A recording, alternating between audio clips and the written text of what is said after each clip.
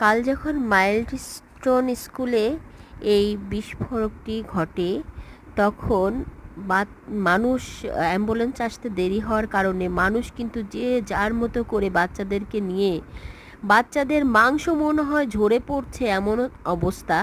এই অবস্থা দেখে হৃদয় বিদারক এই ঘটনা দেখেও দেখলাম রিক্সাওয়ালা মামারা তাদের হোল্ড পাল্টে ফেললো, বলি পাল্টে ফেললো। তারা 130 টাকার ভাড়া 130 টাকার ভাড়া 1000 টাকা 1200 টাকা চাইলেন।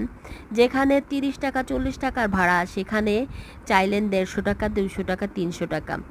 আমি মানবতা কোথায় গেছে, আমাদের বাংলাদেশ কোথায় আছে আমি নিজে বুঝতে পারছি না। আর একজন আপু তো দেখলাম তার বাচ্চা ধরে কান্না করছে, বাচ্চাটা পুরা দেহ পোড়া। বাচ্চাটা নাকি তার বিয়ের 12 বছর পরে হয়েছিল।